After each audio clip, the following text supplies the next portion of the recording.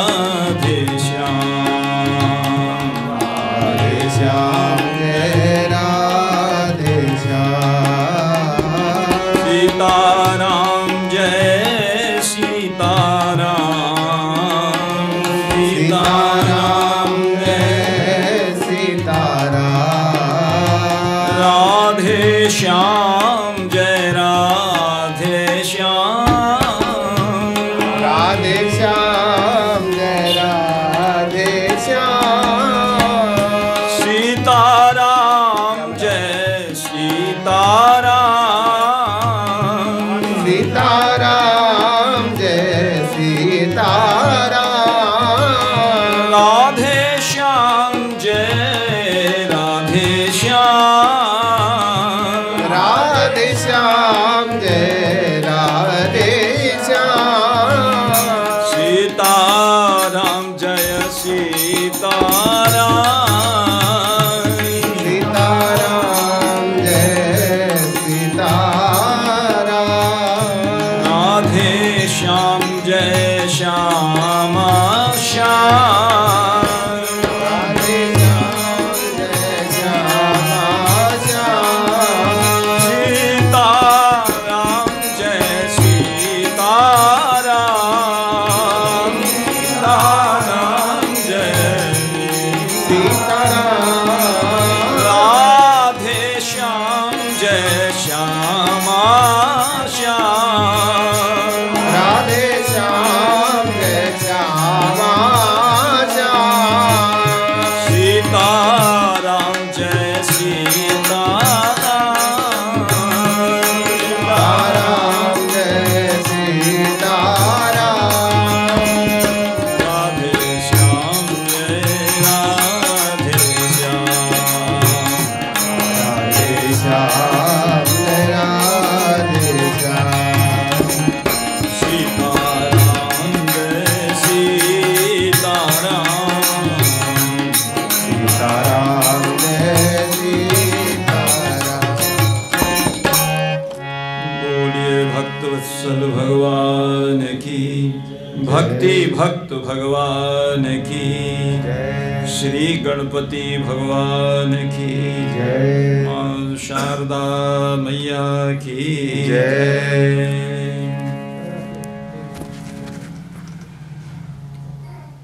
श्री हरिशरणम हरिशरणम हरिशरणम। श्री प्रभु कृपा से आज नव संवत का प्रारंभ हो गया है। साके साली संवत विक्रमी संवत 2080।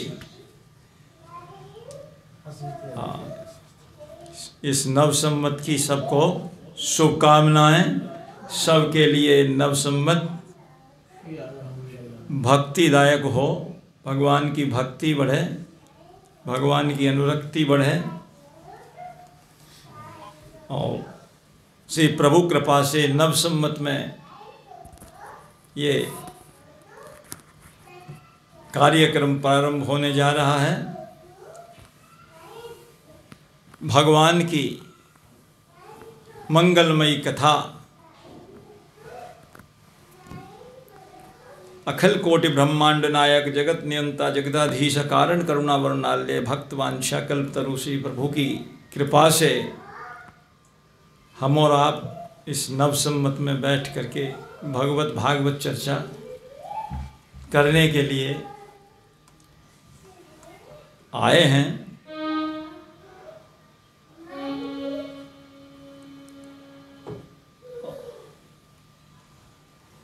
रामचरितमानस का एक दोहा है कि प्रगट चारि पद धर्म के,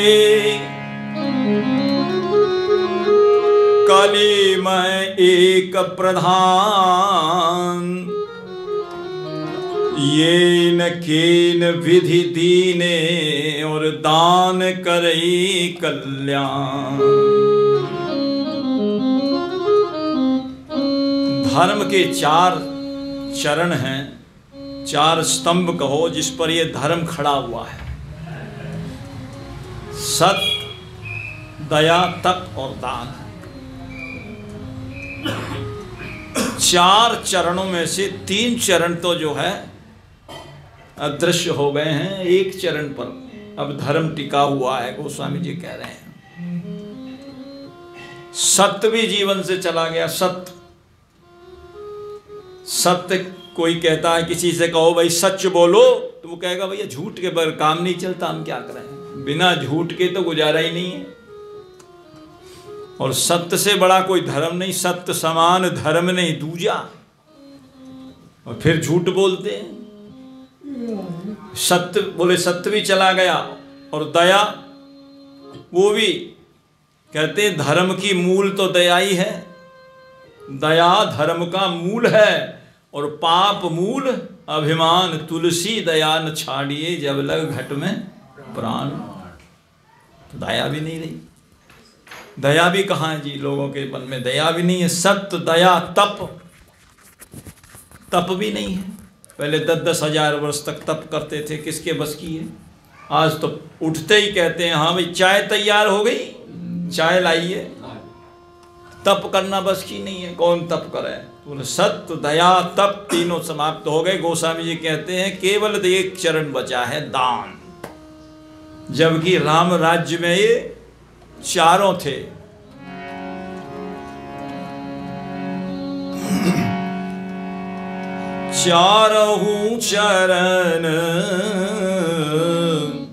चारों चरण धर्म जगवाही, चारों चरण धर्म जगवाही।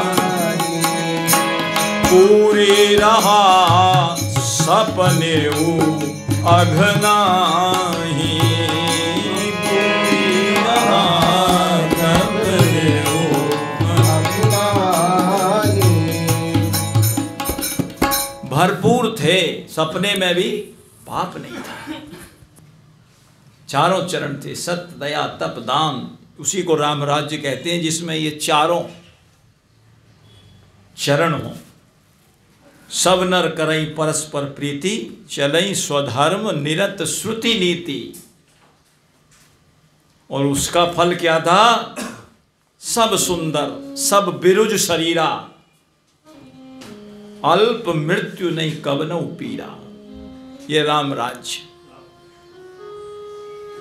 तो 1 चरण रह गया है, केवल दान। अब गर्मी के दिनों में कोई प्याऊ लगा रहा है। श्री हरि शरणम, हरि शरणम, श्री हरि शरणम। जय श्री राम, जय राम, जय राम। 4 चरणों में से 1 चरण रह गया है कलयुग में, दान। 1 चरण रह गया, दान।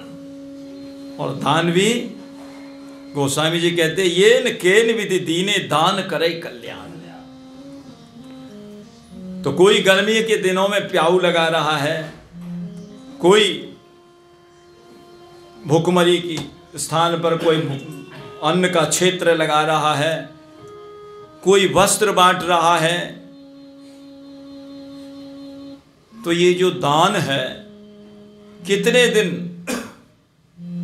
कोई किसी को जल पिला सकता है, कितने दिन कोई भोजन करा सकता है, 2 दिन, 10 दिन, 20 दिन, 30 दिन, इससे उसकी गरीबी नहीं मिट जाएगी। वस्त्र दान करते हैं, कुर्ता धोती, तो कितने दिन चल जाएगा, कुछ दिन चलेगा, ज्यादा नहीं चलेगा वो भी। और वो भी देखा गया है कि जो दान दिया जाता है उसको भी 200 रुपये की धोती खरीदी और 100 रुपये में उसी दुकानदार को वापस कर दिया जाता है। तो ये देने वाला दान कल्याण करने वाला नहीं है। ये दान जो है कल्याण करने वाला नहीं है। इसी तरह रुपया पैसे का दान, सोने चांदी का दान, ये भी कल्याण करने वाला नहीं है। यदि अहंकार पूर्वक दिया गया दान वो कल्याण करने वाला नहीं है। एक कथा एक संत जी सुना रहे थे कि एक माँ ने अपने बेटे से कहा, बेटा मैं जो है एक मुट्ठी से और 1 लाख रुपए की थैली किसी विप्र को दान करना चाहती हूँ। बेटा आज्ञाकारी थे, उन्होंने कहा बेटा कर दो दान, कोई बात नहीं माँ जी, कर दो कोई बात नहीं। करोड़ों की संपत्ति थी, 1 लाख रुपए क्या मायने रखते हैं। तो ब्राह्मण बुलाए गए और ब्राह्मण को बुलाया सुयोग्य देखकर, जितना सुयोग्य वो समझते थे, सुपात्र समझते थे, उससे अधिक सुपात्र थे, उससे अधिक सुपात्र थे। आए, भोजन प्रसादी पवाई और उसके बाद उनका जो है विधिवत संकल्प किया गया। और संकल्प में जब दान दिया तो एक शब्द कह दिया, पंडित जी। बोले हाँ। बोले 1 मुट्ठी से 1 लाख रुपए की थैली दान करने वाला आज तक तुमको कोई नहीं मिला होगा।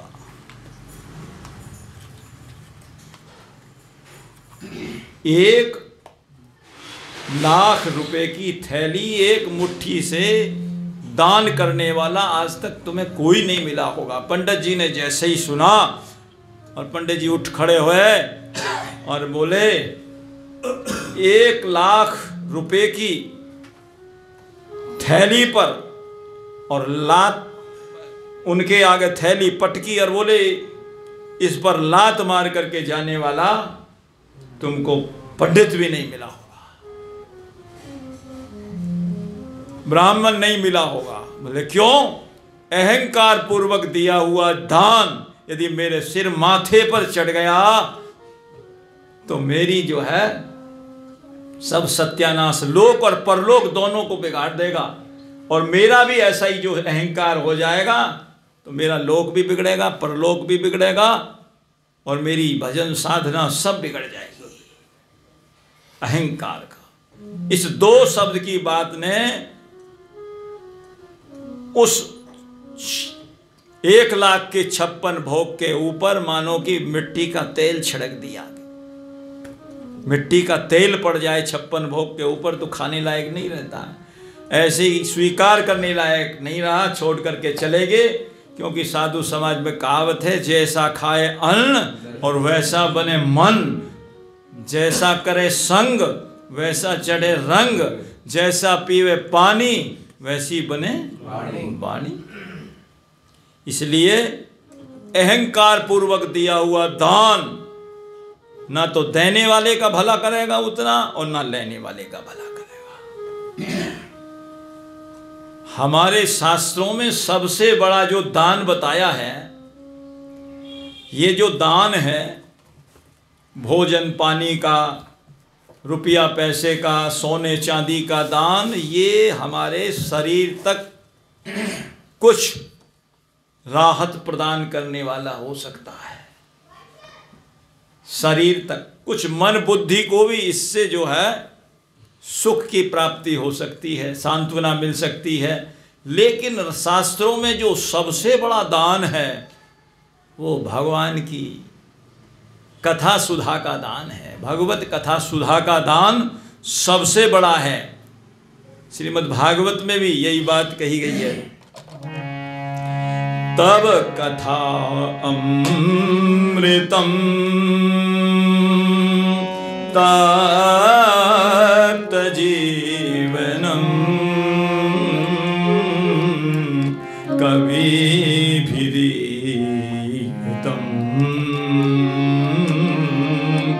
कल्मषापहम्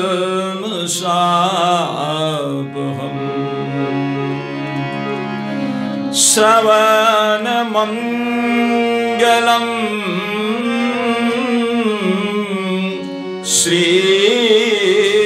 श्रीमदाततं भुवि गृह्णन्ति ते भू जना। सबसे बड़े दानी वे हैं जो भगवत कथा सुधा का दान देते हैं। इसके विपरीत एक डाकू थे जिनका नाम था रत्नाकर, और वो सबको लूटते थे रास्ते में। कोई भी आवे, कोई छड़ी वाला, कोई घड़ी वाला, कोई छाता वाला, कोई सूटकेस अटैची वाला, कोई भी आए सबको लूट लेते थे। हीरा मोती चांदी जो कुछ भी जिसके पास मिले। उसी रास्ते से जाते हुए श्री नारद जी महाराज, कहीं कहीं कल्प भेद में कहते हैं कि वहाँ सप्तऋषि भी कल्प भेद हरिचरित सुहाए, भांति अनेक मुनीशन गाए। तो वो आ गए, बोले बाबा हाँ मैं तुमको लूटूंगा। लूटेगा? बेटा मेरे पास क्या है जो लूटेगा? और क्या तू लूटना चाहता है? बोले ये सब कुछ लूटूंगा जो तुम्हारे पास है। नारद जी बोले भैया जो ऊपर दिखने वाली वस्तु है ये तो तू मेरी लूट सकता है, तू मेरी चादर ले सकता है, तू मेरी धोती खुलवा सकता है, तू मेरे कास्ट में मदे हुए कोपीन को भी खुलवा सकता है, मेरी वीणा ले सकता है, मेरी करताल ले सकता है, लेकिन बेटा जो मेरे भीतर संपत्ति है उसको तो मैं जब तुझे देना चाहूं तभी मिल सकती है। उसको तू लूट नहीं सकता, उसको चुरा नहीं सकता, उसके ऊपर कोई टैक्स नहीं लग सकता, वो ऐसी संपत्ति है। अब तो जैसे ही सुना वो कहने लगे अरे इसके पास, इसका मतलब कोई इससे भी ज्यादा कीमती संपत्ति है। बात कुछ समझ में आई और कहा बेटा जो ये तो घड़ी, गूठी, अंगूठी, लोटा सोटा ये जो लूटता है ना, रुपया पैसा धन दौलत, ये तो यहीं रह जाने वाली है। और जो वो मेरे भीतर की जो संपत्ति है वो जब मैं तुझे देना चाहूंगा तब मिलेगी, और वो तुझे मिल गई तो तेरा लोक एक जन्म की कौन कहे, अनेक जन्मों की तेरी बिगड़ी बात बन जाएगी। अब उसकी समझ में आ गया ये तो संपत्ति और भी कीमती है, इसको तो लेना चाहिए। तो नारद जी ने बोले महाराज, और वो बोले क्या? और वो नारद जी ने उनको क्या दिया? सिर्फ 2 अक्षर का, सिर्फ 2 अक्षर प्रदान किए, वो भी उससे नहीं बोले गए। कहा बोले ये बोलो, राम राम बोलो। बोले राम राम हम तो बोल ही नहीं सकते, क्यों? पापी इतने किए हैं, पापी के मुख से तो राम नाम निकलेगा ही नहीं। पाप बंत कर सहज सुभाओ, भजन मोर ते भाव न काऊ। बोले पापी? बोले फिर क्या? बोले हम तो उन्होंने सोचा कि भाई अब इसको कैसे बताया जाए, ये तो ये 2 अक्षर भी नहीं बोल पा रहा, इसको क्या समझाया जाए। बोले आप क्या काम करते हो? बोले क्या बोल सकते हो? बोले हम तो सारे दिन यही बोलते हैं। क्या? वो मारा, ये मरा, वो मारा, ये मरा, वो मारा, ये मरा, बस ये। बोले वो बन गया काम। नारद जी ने कहा काम बन गया? बोले क्या? बोले वो तो ये तो कह ही सकते हो मरा। बोले मरा मरा कहते रहो, मरा मरा मरा मरा मरा। वो कहते हैं वो मरा मरा जपते जपते वो आदि कवि की पदवी उनको मिल गई। आदि कवि वाल्मीकि जी महाराज, जिनका आप नाम जानते हो, कथा आपने सबने सुनी है। वो आदि कवि वाल्मीकि जी जिनके द्वारा बनाई गई श्री वाल्मीकि रामायण कितनी अद्भुत है। अब बताइए वो सोना चांदी हीरा मोती ये लूटता तो क्या मिलता? आदि कवि वाल्मीकि की पदवी मिल गई, और जितनों को वो लूटता था वो भी उसकी लूट से बच गए। आगे भी जितने इनको लूटता वो भी बच गए, और उसका जीवन भी सार्थक हो गया केवल 2 नाम से। इसी बात को गोस्वामी जी ने रामचरितमानस में कहा है। उल्टा नाम जपत जग जाना, उल्टा नाम जपत जग जाना। वाल्मीक भय ब्रह्म समाना, वाल्मीक भय ब्रह्म समाना। ब्रह्म के समान बनाओ यार, इतनी बड़ी पदवी मिल रही है। लूटता रहता तो क्या मिलता?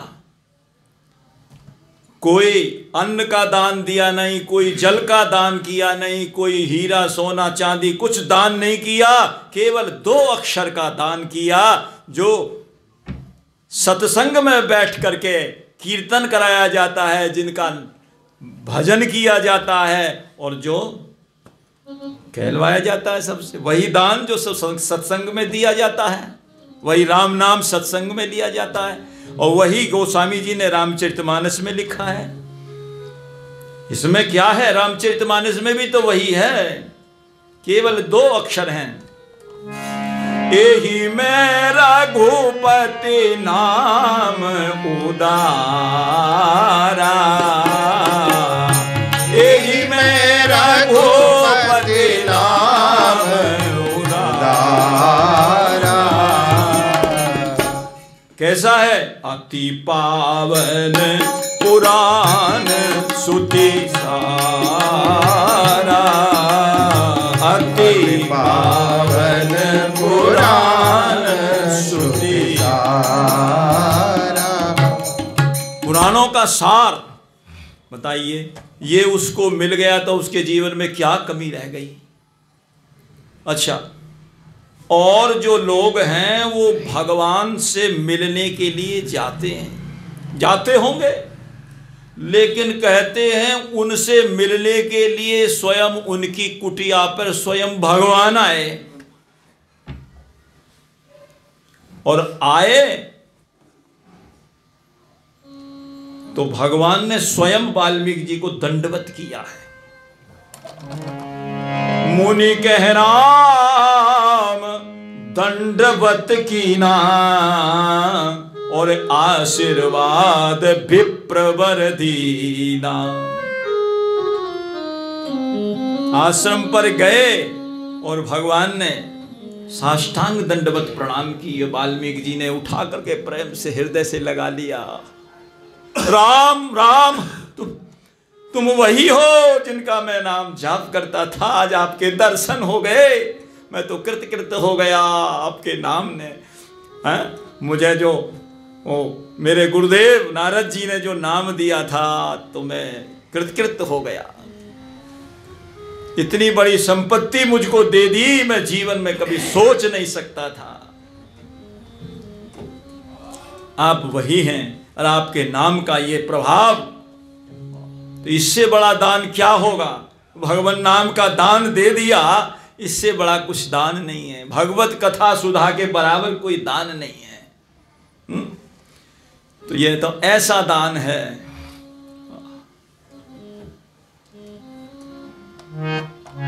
लेकिन अहंकार नहीं होना चाहिए दान के अंदर, और अहंकार हो जाएगा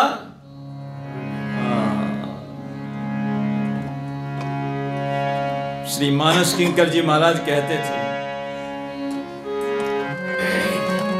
लाख ज्ञान उर में भरा,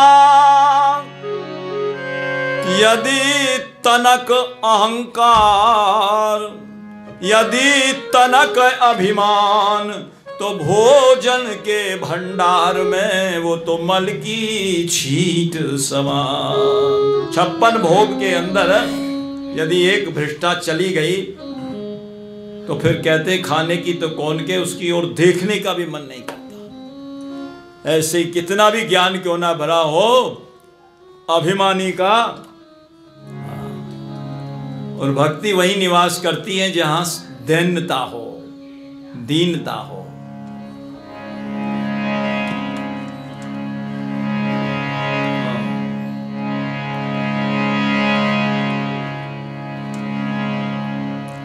तो ये है दान की महिमा। सोने का दान, चांदी का दान, इन सबसे महत्वपूर्ण दान है भगवान की कथा का दान, जो सत्संग में ही मिलता है और कहीं नहीं मिलता है। ये दान जो है, हीरा मोती चांदी के दान वान, ये थोड़े शरीर तक राहत दे सकते हैं, ज्यादा मन बुद्धि को सांत्वना दे देंगे, लेकिन हमारे प्राणों की और आत्मा की जो खुराक है वो तो सत्संग के में ही मिला करती है। शरीर की खुराक जैसे हमारी भोजन पानी है, ऐसे ही हमारी आत्मा की भी खुराक भगवान का सत्संग और कथा है। बिन पानी भोजन बिना जैसे उदर मचावे क्रांति, पेट में खलबली बच जाती है एक समय भोजन न मिले तो, ऐसे ही बिना भजन भगवान के तो मिले न मन को शांति नहीं मिल सकती उसकी, और ये सत्संग में ही प्राप्त होती है। इसलिए कहा है धन्य घड़ी जोई जब सत्संगा, और धन्य जन्म द्विज भगति अभंगा।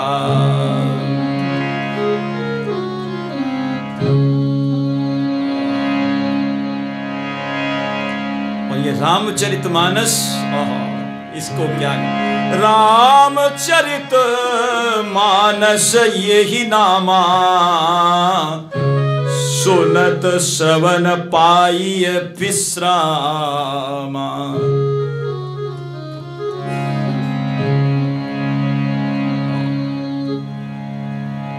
रामचरित सर बिन अनवाए, रामचरित सर बिन अनवाए, सो श्रम जाएगी कोटि उपाय, सो श्रम जाएगी कोटि उपाय। करोड़ उपाय करने पर भी आपका श्रम दूर नहीं हो सकता। ये तो रामचरितमानस में जब आप अवगाहन करेंगे तभी होगा। मज्जन फल पेखिए तत्काला, काक होई पिक बकहु मराला। मज्जन करना चाहिए। मज्जन का मतलब यह है कि इसमें डुबकी लगावे खूब। ये नहीं कि जा करके केवल आचमन कर लिया, जब तक डुबकी नहीं लगाओगे तब तक शरीर जब तक डूबेगा नहीं पूरा। यहां तक इसको कहते हैं मज्जन करना, यहां तक जब डूब जाए, मगन हो जाए आदमी, मगन। जैसे भोले बाबा मगन हो गए कहते कहते कथा, जब पूछी कथा पहले आप मगन होए। मगन ध्यान रस दंड जुग पुनि मन बाहर कीन, रघुपति चरित महेश तब हर्षित बरनैली। वास्तव में जो है राम श्री राम कथा के, भगवत कथा के सबसे बड़े श्रोता तो श्री हनुमान जी महाराज हैं।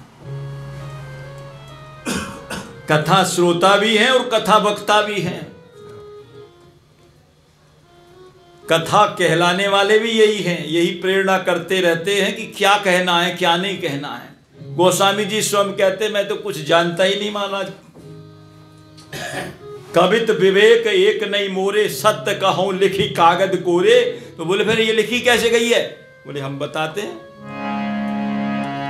शंभु प्रसाद सुमति ही हुलसी, शंभु प्रसाद सुमति ही हुलसी, रामचरित मानस कवि तुलसी, रामचरित मानस कवि तुलसी। शंभु प्रसाद से यह मेरे हृदय में हुलसी प्रकट हो गई है और बिना शंकर जी की कृपा से किसी को मिली भी नहीं है। काकभूषण जी भी यही कह रहे हैं, शंभु प्रसाद तात में पावा, शंभु प्रसाद तात में पावा, तेहि यही पावन चरित सुहावा, तेहि पावन चरित सुहावा। शंभु प्रसाद से मुझे प्राप्त हुआ है और शंभु प्रसाद से ही जो है कहते हैं गोस्वामी जी मेरे हृदय में भी वहीं से ही है। चाहे भगवान शंकर जी की कृपा से हो, उन्हीं के 11वें रुद्रावतार श्री हनुमान जी महाराज हैं, 11 रुद्रावतार श्री हनुमान जी हैं उन्हीं के, और उन्होंने तो जीवन धारण ही कथा श्रवण करने के लिए लिखा हुआ। जहां भी जाते हैं, यत्र यत्र रघुनाथ कीर्तनम तत्र तत्र कृतमस्तकांजलिम वाष्पवारि। हमारी तरह कथा नहीं सुनते जैसे सूखे बैठे बैठे सुन रहे हैं। वाष्पवा यत्र यत्र रघुनाथ कीर्तनम तत्र तत्र कृतमस्तकांजलिम वाष्पवारि परिपूर्ण लोचनम मारुतिम नमत राक्षसांतकम। नेत्रों से अश्रुधारा प्रवाहित हो जाती है। रामायण श्रवण संजात लोचन सजल शिथिल वाणी, विनय पत्रिका में कह रहे हैं। रामायण जैसे ही सुनते हैं, रामायण श्रवण संजात लोचन सजल शिथिल वाणी ऐसी हो जाती है गोस्वामी जी की। तो वास्तव में जो श्रोता भी हनुमान जी महाराज हैं और वक्ता भी हनुमान जी महाराज हैं। उन्हीं की कृपा से रामचरितमानस गोस्वामी जी कह रहे हैं मैंने लिखी है। शंभु प्रसाद सुमति ही हुलसी और रामचरितमानस कवि तुलसी। रामचरितमानस है कैसी? 4 फल। मानव जीवन का लक्ष्य क्या है कि जीवन में 4 फल प्राप्त हों, अर्थ धर्म काम और मोक्ष। 3 तो प्राप्त हो जाएंगे, मोक्ष कहां से? मोक्ष तो मरने के बाद होगा। गोस्वामी जी कहते जीते जी प्राप्त हो जाएगा। रामचरितमानस से आपको जीते जी ये भी प्राप्त हो जाएगा, चौथा फल भी। मतलब मोक्ष सुख जो मिलना चाहिए वो आपको इसी जीवन में मिल जाएगा। लेकिन मिलेगा कब? जब आप रामचरितमानस को सुनोगे और उसके साथ समझोगे। समझोगे नहीं तो नहीं मिलेगा। इधर सुना और इधर निकल गया, फिर फायदा नहीं, फिर कोई भी लाभ नहीं होने वाला। कहते हैं सुनोगे। सुन समझिए जन मुदित मना मज्जई अति अनुराग लहाई 4 फल, लहाई 4 फल और अछत तनु और साधु समाज प्रयाग।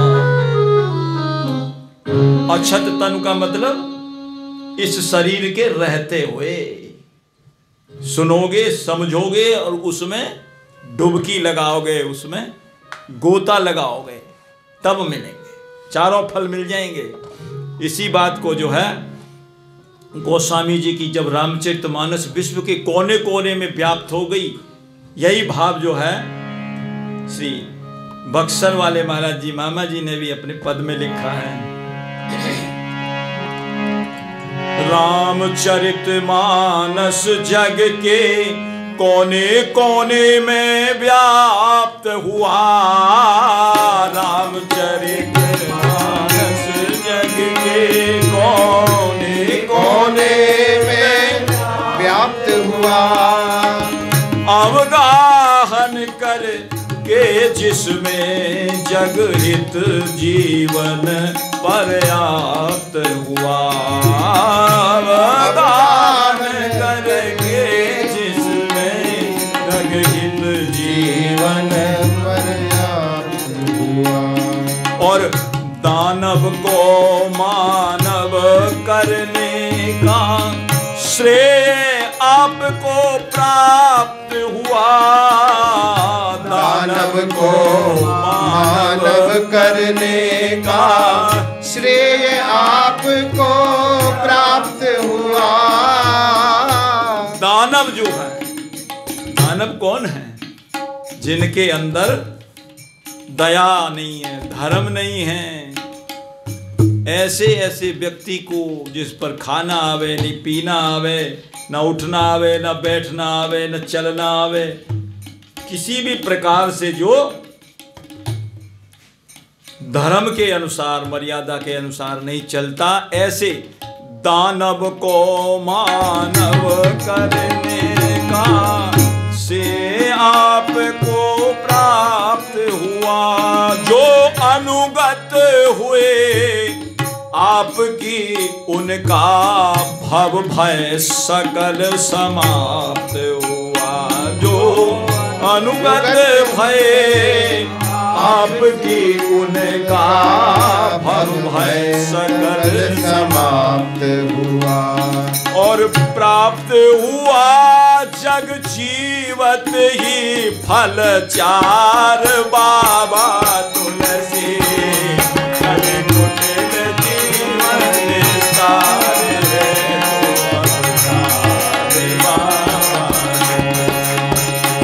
है न मन पाद पद्मों में बारंबार। बाबा तुलसी कल कुटिल जीवन सारे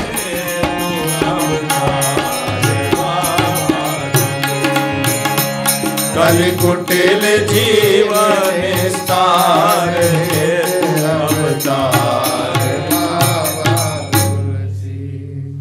दानव को मानव करने का। कैसी है रामचरितमानस? मानस तन धार धार मानस पढ़ो बार बार।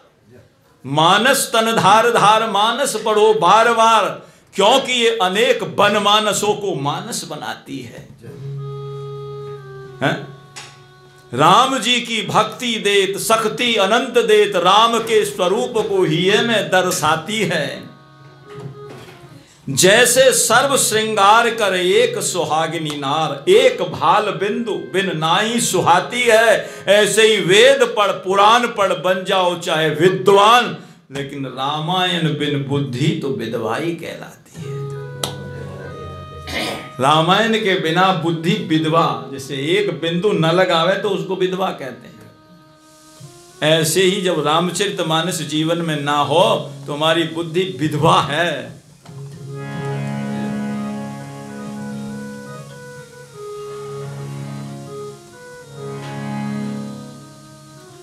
और देखिए, पिता ने अपना अंश दिया, माता ने अपने गर्भ में रख करके 9 महीने उसको संस्कार दिए। उसके बाद उसको मानव की आकृति तो मिल गई, लेकिन मानव की प्रकृति नहीं मिली। मानव की प्रकृति न मिले तो मानव में यदि प्रकृति न आवे तो मानव दानव बन जाता है। मानव दानव बन जाता है। जब मानवता ना आवे जीवन में तो दानव ही बन जाता है। तो दानव जरूरी नहीं कि ऐसे ही होते जिनकी सींग हो और फार जैसे दांत हो, ऐसी कोई जरूरी नहीं है। रामचरितमानस में बताया है वो कौन है दानव। वो दानव वही है कौन? बाढ़े खल बहु चोर जुआरा, बाढ़े खल बहु चोर जुआरा, जेता कहीं पर धन पर दारा, जेता कहीं पर धन पर माँ नहीं मातु पिता नहीं देवा, माँ नहीं मातु पिता नहीं देवा, साधुन सन करवा वही सेवा, साधुन सन करवा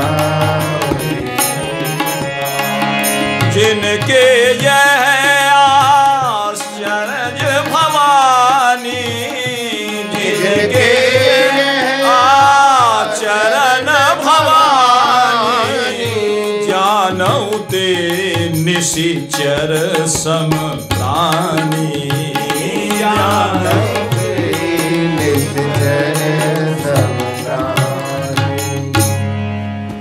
वो निश्चर के बराबर हैं, वो दानव हैं। तो कहते हैं मानव की जो आकृति तो मिल गई, माता पिता ने दे दी, लेकिन प्रकृति मिले कहां से? वो तो सत्संग से ही मिल सकती है। पलटू पारस के छुए कंचन भई तलवार, पर ये तो तीनों तो ना गए और मार धार आकार। पारस ने तलवार को छू दिया तो सोने की बन गई। अब सोने की तो बन गई, ठीक है, कीमत तो उसकी बढ़ गई, लेकिन नहीं तो उसने मारना छोड़ा। किसी को मार दोगे तो अभी खत्म कर देगी। ना उसकी धार मिटी, ना मार धार मिटी, कुछ नहीं मिटा। तो बोले ये कैसे मिटेगी? बोले ये ऐसे मिटेगी जब गुरुदेव उसको थोड़ा सा गर्म करके और अपना हथौड़ा लेकर के, हथौड़ा क्या है गुरुदेव के पास? ज्ञान रूपी हथौड़ा है।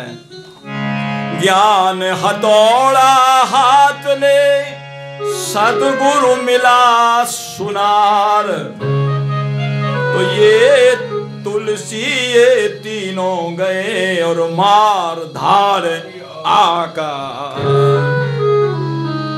सत्संग के माध्यम से जीव को मानवता और प्रकृति मिलती है। इसलिए सत्संग बहुत जरूरी है जीवन में। सत्संगति में क्या है कि सृष्टि को तो आप बदल नहीं सकते, संत कृपा करके उसकी दृष्टि को बदल लेते हैं। सृष्टि तो वही है जो सृष्टि हमको अब तक मायामयी और दुखदायिनी लग रही है, वो संत की कृपा से जब हमारी दृष्टि परिमार्जित हो जाएगी, वही सृष्टि मायामयी दुखदायी नहीं, अब तो भक्तिमयी और भक्त कृपामयी, भगवत कृपामयी भासने लग जाती है।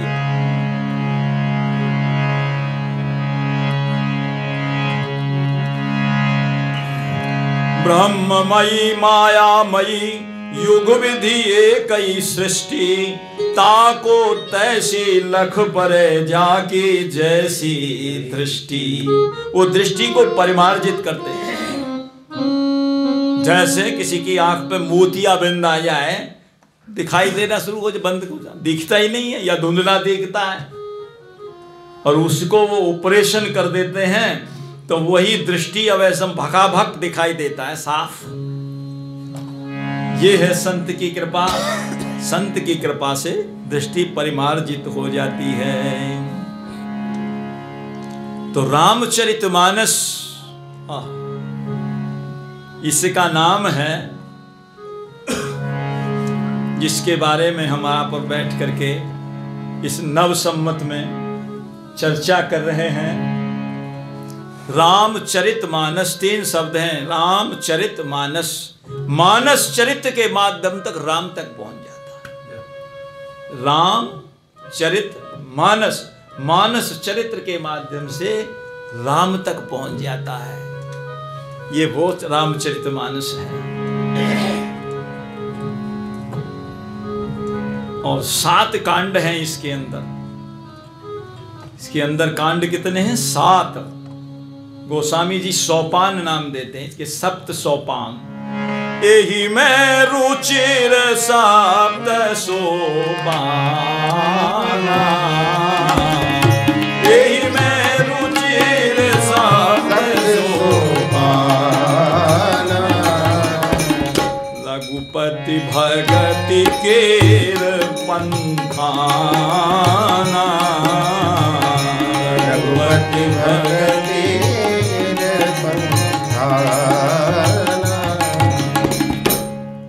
7 सोपान हैं। पहला सोपान है बालकांड, दूसरा अयोध्या कांड, तीसरा अरण्य कांड, चौथा किष्किंधा कांड, 5वां सुंदर कांड, 6ठा लंका कांड और 7वां उत्तर कांड। 7 है। और ये सप्त सोपान परम श्रद्धेय श्री राम किंकर जी महाराज कहते थे भगवान का श्री विग्रह है। कैसे? बाल कांड प्रभु पाए अयोध्या कटि तट मोह, उदर भयो आरण्य हृदय किष्किंधा सोहै।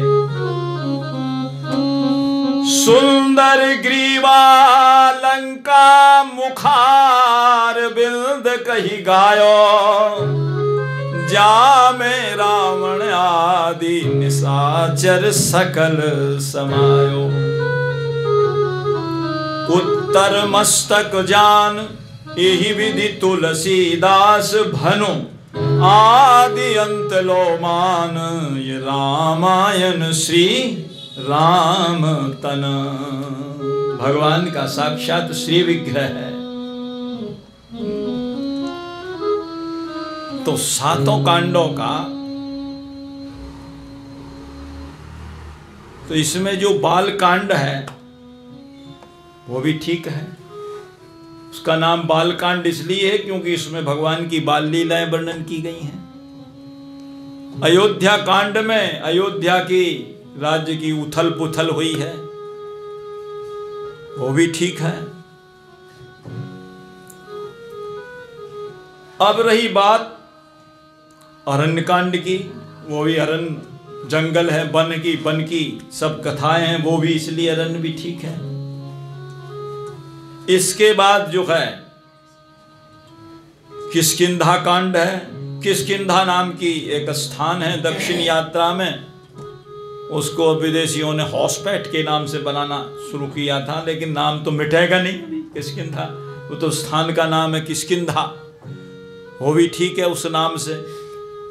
और इसके बाद सुंदर कांड है, इसके बाद लंका कांड है। तो लंका कांड में लंका की जो है सब लीलाएं हुई हैं, सेतु बंधन है और अंगद जी का दौत्य कर्म है, दूत बन करके गए हैं, रावण के द्वारा उसका जो है बहिष्कार किया गया है, अस्वीकार किया उसको, उनकी संधि को। उसके बाद जो है निशाचरों का वध है, रावण कुंभकर्ण इत्यादि, विभीषण का राज्याभिषेक है। तो लंका कांड भी उसका जो नाम है वो सार्थक है। अब रहा उत्तर कांड।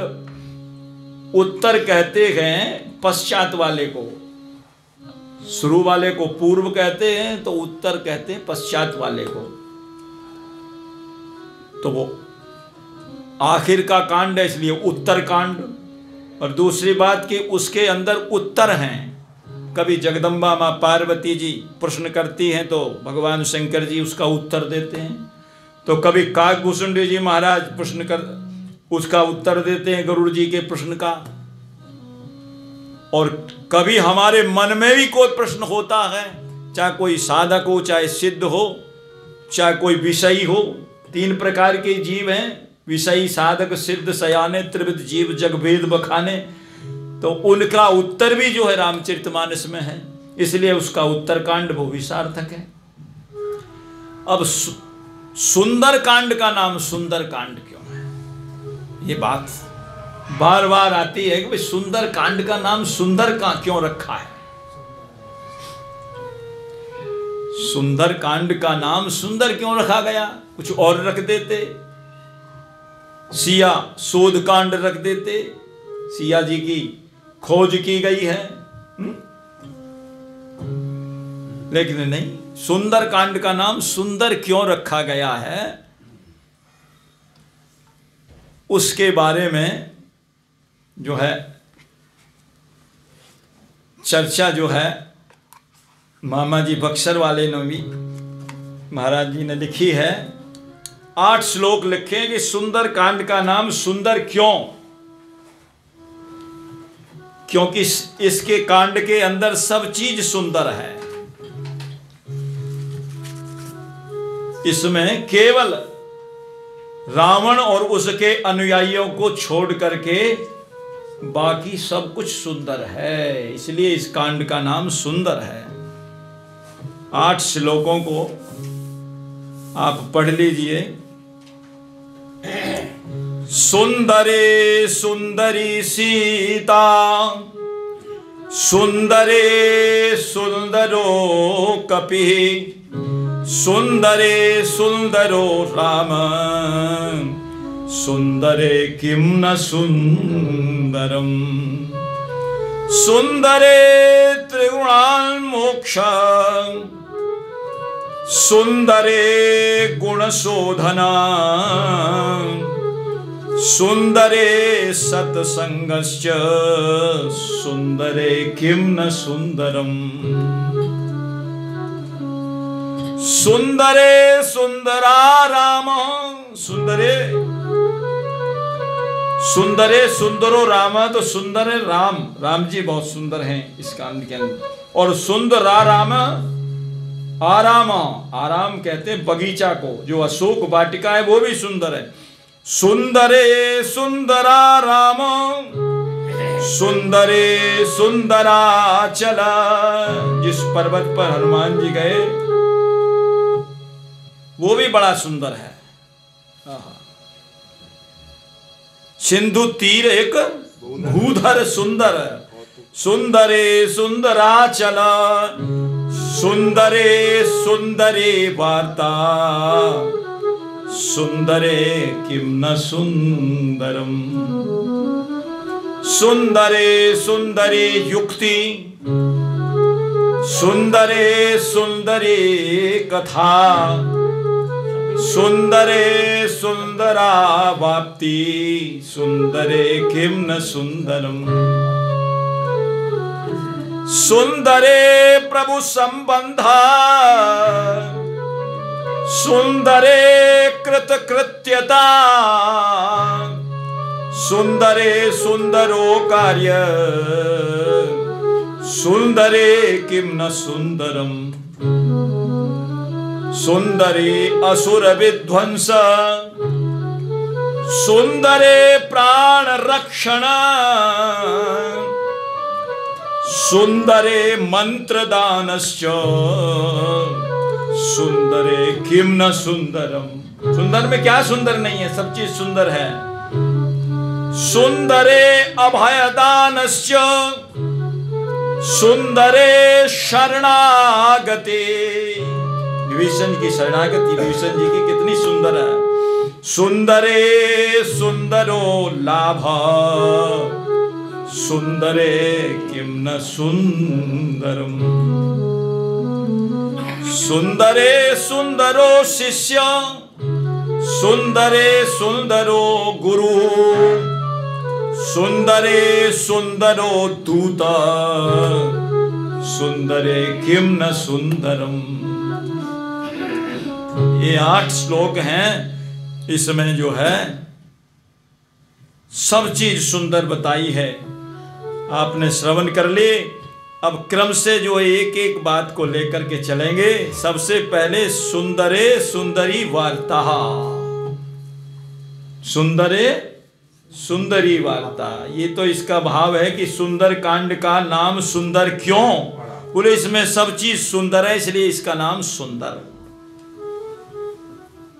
क्या क्या सुंदर है वो बतावेंगे। इससे पहले सुंदर कांड के जो 3 श्लोक हैं उनकी चर्चा कर लेते हैं।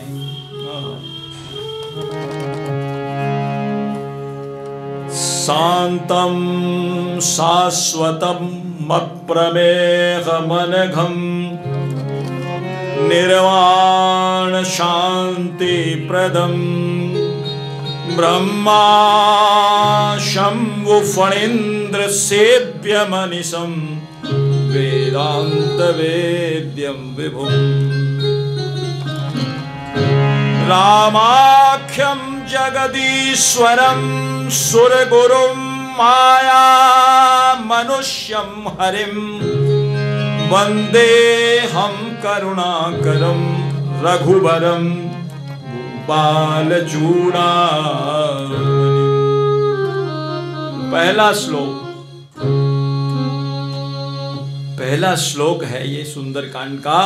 इसमें भगवान के रघुवर, रघु माने जो रघु वंश में जो श्रेष्ठ है, रघुओं में रघुवंश में जो श्रेष्ठ है, भूपाल चूड़ामणि जो राजाओं में सिरमौर हैं, मूर्धन्य स्थान जिनको प्राप्त है, ऐसे प्रभु के स्वरूप का वर्णन किया है। कैसा है? शांतम। प्रभु का स्वरूप एकदम शांत है, शांत है एकदम। शांत का मतलब जो कभी जो है सम विषम परिस्थिति में कभी उबलते नहीं है, कभी उनके अंदर उखाड़ नहीं आता, उबलते नहीं हैं। शांतम, जो शांत है एकदम बिल्कुल। कैसी भी परिस्थिति, क्या सुख आवे चाहे दुख आवे, हमारे जीवन में सुख आता है तो हम बड़े खुशी मनाते हैं, बाजे बजाओ, ये करो, उत्सव मनाओ। जीत गया भाई, जीत गया, ठेला वाला जीत हो जाती है तो हम बहुत खुशी मनाते हैं। लेकिन हार हो जाए, हमारी हार हो जाए, किसी प्रकार से कोई चीज खो जाए तो हम बड़े दुखी हो जाते हैं। लेकिन प्रभु के स्वभाव में ऐसा कुछ नहीं है, वो शांतम बिल्कुल। अभी अभी मालूम पड़ा कि अभी राजगद्दी मिलने वाली है, राजगद्दी मिलने वाली है, तो फूल करके कुप्पा नहीं हो गए। अभी थोड़ी देर बाद मालूम पड़ा कि राजगद्दी की कौन का है, 14 वर्ष के लिए वन में, और वो भी सारे वस्त्र त्याग करके कुर्ता धोती और जूता छाता गद्दा तकिया, अयोध्या का तो त्यागेंगे ही, अपनी भुजबल की कमाई का भी 14 वर्ष तक इस्तेमाल नहीं कर सकते। तो कहते ये सुन करके उनको कोई दुख नहीं हुआ। प्रसन्नताम यान गताभिषेक मल्ले मल्ले वनवास दुख था, उनको दुख हुआ ही नहीं कुछ। राज गद्दी मिले या वनवास हो, उनके हृदय में हर्ष ना हरास हो। दिव्य मुख चंद होवे कबहू मंदना, उनके चरणों में कोटि कोटि वंदना। राम रघुवर रघुनाथ रघुनंदना, उनके चरणों में कोटि कोटि वंदना। राजगद्दी मिल गई तो ये है शांतम, जो हर सम विषम सब परिस्थिति में समान रहते हैं। सुख दुखम समम कृत्वा, जो गीता जी में बताया है, लाभा लाभौ जया जयौ। यह है शांतम, शाश्वतम। शाश्वत कहते हैं जो पहले भी था, अब भी है और आगे भी रहेगा, अविनाशी, जिसका कभी नाश होता ही नहीं है। प्रभु पहले भी थे, अब भी हैं, आगे भी रहेंगे। उनका स्वरूप ऐसा है, शाश्वत, शांतम शाश्वतम, अप्रमेय। अप्रमेय कहते हैं जिसकी कहीं कोई उपमा ही ना हो, उपमा ही नहीं। अब जैसे कहीं बरसात के दिनों में और नदी में बाढ़ आ जाए और किसी को कहा जाए महाराज ये नदी कैसी लग रही है, भाई ये तो विकट बड़ी भारी नदी लग रही है। बोलो नदी नहीं लग रही है तो समुद्र जैसी हो रही है। और समुद्र के किनारे खड़ा कर दिया जाए, उसको कहो ये समुद्र कैसा लग रहा है, भाई समुद्र तो समुद्र जैसा ही है, इसको तो कुछ कह ही नहीं सकते, इसकी कोई उपमा ही नहीं है। तो गोस्वामी ने लिखा है, निरुपम न उपमा आन राम समान, राम निगम कहे। कि कहीं उपमा ही नहीं है, हैं? कि ये दधीची के समान है या रघुवंश जी के समान हैं? या राजा हरिश्चंद्र जी के समान हैं? कोई उपमा है ही नहीं। बोले राम समान राम निगम कहें, राम जी के समान केवल राम जी हैं और नहीं है। शांतम शाश्वतम अप्रमेय, जहां किसी कोई उपमा है ही नहीं। अप्रमेयम अनघम, अनघम माने जिसके अंदर पाप है ही नहीं, जो कभी पाप करते नहीं और जिनके मन में, वचन में, कर्म में, मन में, बुद्धि में कभी पाप आकर के प्रवेश कर नहीं सकते, छू नहीं सकते, ऐसे अनग प्रभु। अनग, अनग माने जिसमें पाप है ही नहीं। जैसे किसी को जाड़ा सता रहा हो,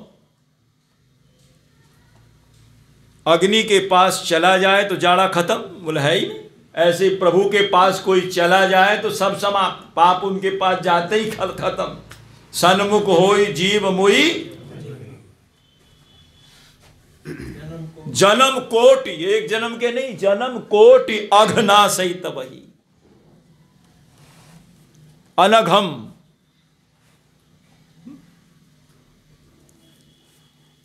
कोई कहे कि अंधकार, सूर्य के सामने जैसे अंधकार नहीं टिक सकता, अग्नि के सामने जो है ठंडक, ठंडक के सामने अग्नि के सामने ठंडक कहां टिकेगी, गरमाई आ जाएगी एकदम। ऐसे ही गंगा जी में कोई कहे कि गंदगी डालकर मैं गंगा जी को गंदा कर दूं, गंगा जी कहती डाल करके देख, तू मुझे गंदा करता है या मैं तुझे अपना स्वरूप प्रदान करती हूं, मैं तुझे पावन बनाती हूं। ऐसे ही प्रभु के पास जो जाता है वो भी पावन बन जाता है, और स्वयं पाप करते नहीं है, उनको पाप छू नहीं सकते, इसलिए अनघम शांतम शाश्वतम अप्रेयम अनघम निर्वाण शांति प्रदम। निर्वाण, निर्वाण देने की जिनमें सामर्थ्य है, जिनके अंदर निर्वाण प्रदान करने की सामर्थ्य है, जो कि निर्वाण स्वरूप ही हैं प्रभु। अधिकारी को तो निर्वाण देते ही देते हैं, अनधिकारी को भी निर्वाण प्रदान करते हैं।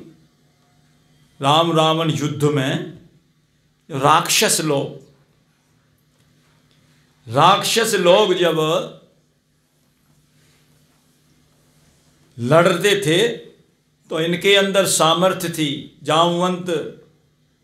जामवंत हनुमान जी और अंगद जी के अंदर सामर्थ्य थी कि उन योद्धाओं के पैर पकड़ पकड़ करके ऐसे घुमा करके और ऐसे फेंक देते थे, इनके अंदर वो सामर्थ्य थी। तो जैसे ही घुमा घुमा करके ऐसे फेंकते थे, कहां? भगवान के चरणों में। संत के पास कोई अधिकारी आओ, अनधिकारी आओ, चाहे कोई जाना चाहो या ना जाना चाहो भगवान की शरण में, वो तो उठा करके जबरदस्ती फेंक ही देते हैं। तो जब जाकर के धम्म से गिरते थे तो प्रभु पूछते थे, आओ विभीषण, ये कौन है? महाराज ये महोदर हैं। ये कौन है? ये महाराज नरांतक हैं। ये कौन है? ये वज्रदंत हैं। ये सब राक्षसों के नाम हैं, जो बड़े बड़े मुखिया थे उसके। गोस्वामी जी ने भी लिखा है, कुमुख अकंपन कुल शरद धूम केति अतिकाय, एक जग जीत सक ऐसे सुभट निकाय। एक ही आदमी निकल जाए तो पूरे संसार को जीत ले, ऐसे ऐसे महावीर। एक जग जीत सक ऐसे सुभट निकाय। किसी का नाम कुमुख, किसी का नाम अकंपन है। तो जब जाते और धम्म से जाकर के गिरते तो पूछते, विभीषण जी ये कौन है? तो बताते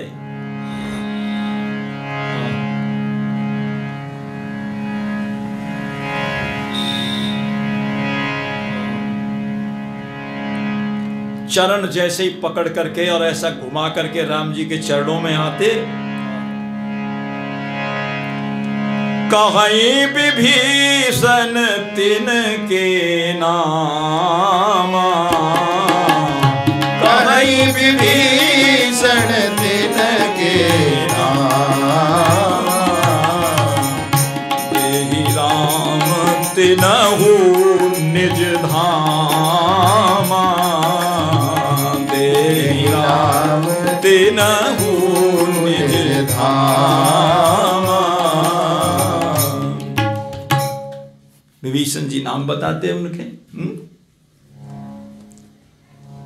और चाहे उन्होंने जीवन में कितना ही पाप किया हो, अधिकारी तो है ही नहीं, पापी है।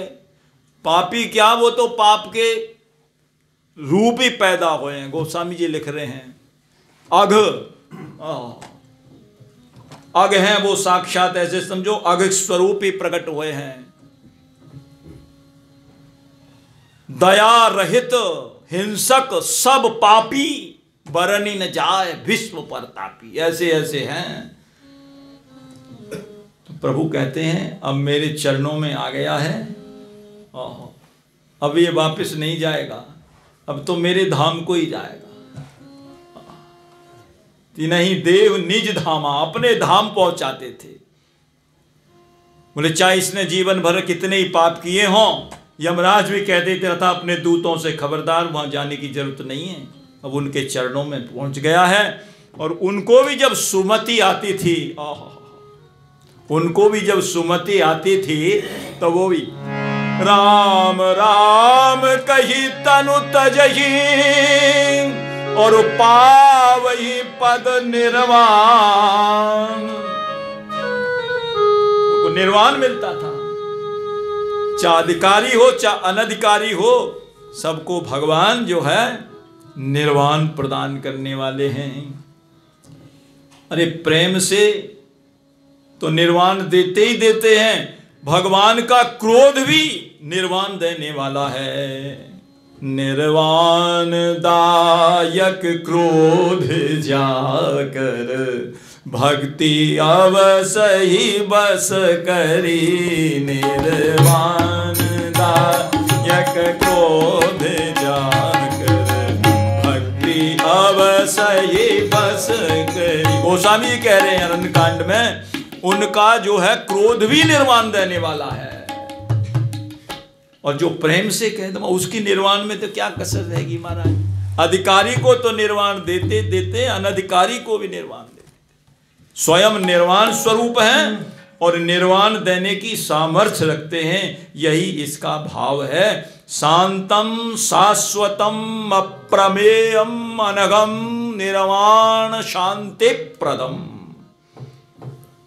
उनकी शरण में जाकर के जीव को शांति मिलती है।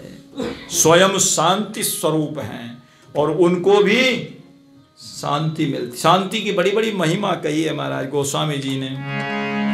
अहंकार की अगन में जरत सकल संसार, तो तुलसी बाँचे संत जन केवल शांति आधार।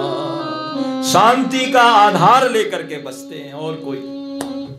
सारे संसार में महाराज झरझर अंगारे गिर रहे हैं और सप्तदीप नवखंड में तीन लोक जगमाही, तुलसी शांति समान सुख अपर दूसरो नाहि। तो की शरण में जाकर के जीव को शांति मिलती है। ये स्वरूप वर्णन किया जा रहा है। प्रभु का कैसा स्वरूप है? शांतम शाश्वतम अप्रेयम अनघम निर्वाण शांति प्रदम। वो ब्रह्मा शंभु फणींद्र, ब्रह्मा जी के द्वारा, भगवान शंकर जी के द्वारा, और फणींद्र माने जो फन वाले हैं श्री शेषनाग जी, उनके द्वारा जो सेव्य हैं। ब्रह्मा शंभु फणींद्र सेव्य मनिषम वेदांत वेद्यम विभुम। वो वेदांत के द्वारा जाने जा सकते हैं। वो वेदांत वेद्य हैं, वो वेद वेद्य हैं। वेद के द्वारा जाना जा सकता है, वेदांत के द्वारा उनको जाना जा सकता है। किसी सरिता उपन्यास इत्यादि पत्रिका के द्वारा उसको नहीं जाना जा सकता, तथाकथित इतिहास के द्वारा नहीं जाना जा सकता। जो आज की फिजिक्स, केमिस्ट्री, बायोलॉजी और जो तरह तरह का जो इतिहास चल रहा है, तथाकथित इतिहास के द्वारा उसको नहीं जाना जा सकता। किसके द्वारा जाने जाते हैं? वेदांत वेद्यम, वेदांत के द्वारा, वेद के द्वारा उनको जाना जा सकता है। वेदांत वेद्यम विभुम, विभुम कहते हैं व्यापक को। विभुम माने व्यापक, जो सारे संसार में व्याप्त है। कैसे? अणु अणियान रूप से सबके अंदर अनुस्यूत है, सबके अंदर समाया हुआ है, और महतो महियान रूप से सबको अपने अंदर समेटे हुए है। दो बातें हैं। इसी बात को श्रीमद् भगवत गीता में भगवान श्री कृष्ण कहते हैं, यो माम पश्यति सर्वच्च मयि पश्यति।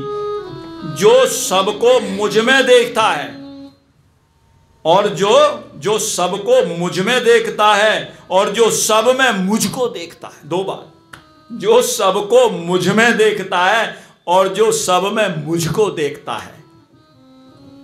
यही तो है प्रभु।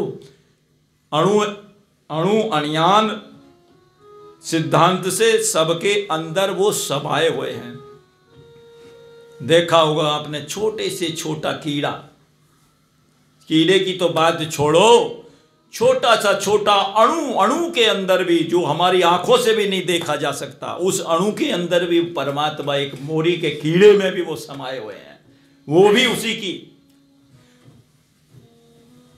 और महतो महियान के रूप में तो कहते हैं, जैसे अंगूर की बेल में जो है सैकड़ों गुच्छे लगे रहते हैं, केला के पत्ते के अंदर जो है सैकड़ों केले गुथे रहते हैं, ऐसे ही प्रभु के अंग में एक नहीं, 100 नहीं, 1000 नहीं, लाख नहीं, करोड़ करोड़ ब्रह्मांड एक एक रोम में गुथे हुए हैं। प्रमाण है। ब्रह्मांड निकाया निर्मित माया, रोम रोम प्रतिवेद कहे। ब्रह्मांड निकाया निर्मित माया, रोम रोम प्रतिवेद कहे। अथवा दिख रावा माता तब अद्भुत रूप अखंड, रोम रोम प्रति लागे कोटि कोटि ब्रह्मांड। जिसके अंदर सब समाये हुए हैं, अर्थात शास्त्र की भाषा में ये न, जिसके द्वारा यतोवा जायंती भूतानि, जिसके द्वारा सब भूत प्राणी प्रकट हुए हैं। यतोवा जायंती भूतानि, और जायंती नहीं, ये न जीवंती भूतानि, जिसके द्वारा जीवित हैं और जिसके द्वारा पालित हैं और अंत में उसी में समा जाते हैं, वो है परमात्मा व्यापक विभु।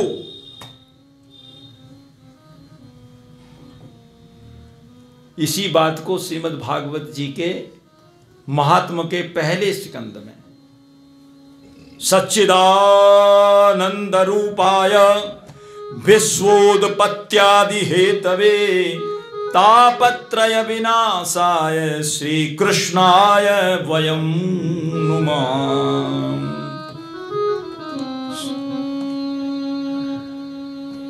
जो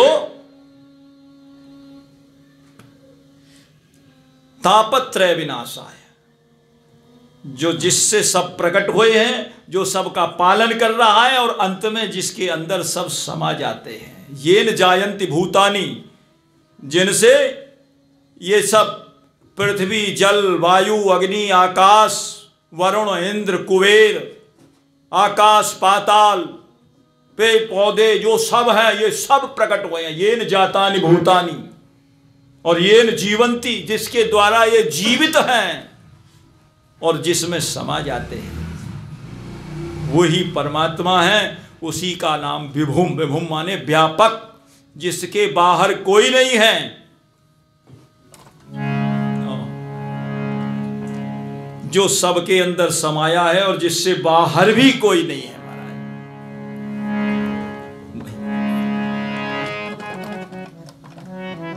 इस जहां में तेरा जलवा है, तुझ सा जलवा अगर कोई नहीं। इस जहां में तेरा जलवा है, तुझ सा जलवा अगर कोई नहीं। तू हर अफसर का अफसर है, पर तेरा अफसर कोई नहीं। तू हर अफसर का अफसर है, पर तेरा अफसर कोई नहीं। करुणा निधान तुझ सा महान, धरती के ऊपर कोई नहीं। करुणा निधान तुझ सा महान, धरती के ऊपर कोई नहीं।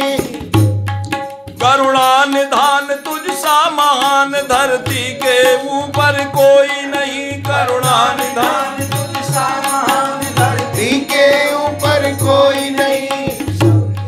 तू सबके अंदर बाहर है, पर तेरे बाहर कोई नहीं। तू सबके अंदर बाहर है, पर तेरे अंदर कोई नहीं।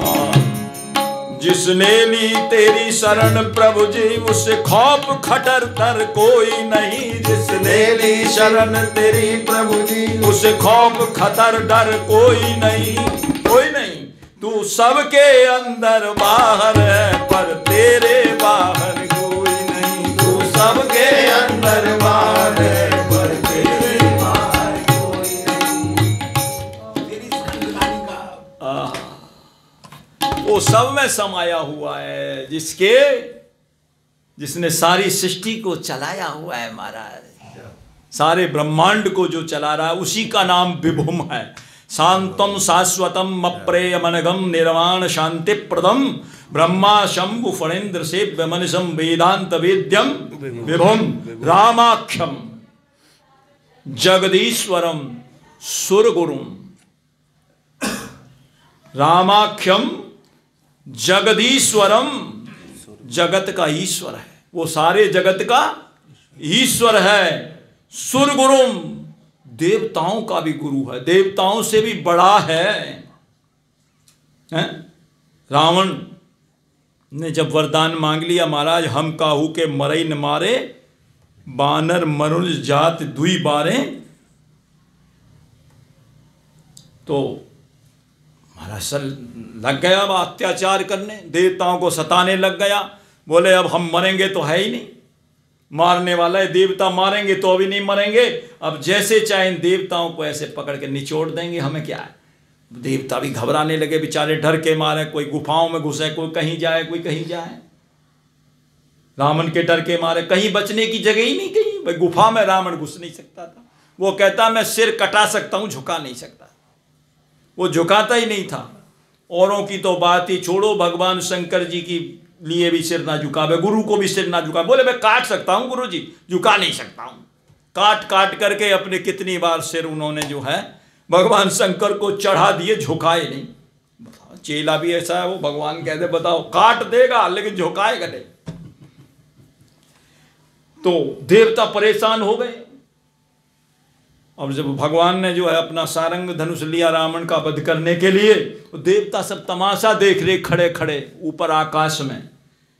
कम मरे ये पापी, कम मरे, इसने हम दुखी कर दिए, परेशान कर दिए। तो देव तो देख ही रहे थे। और वहां गोस्वामी जी क्या कह रहे हैं, हम हो उमा रहे ते ही संगा,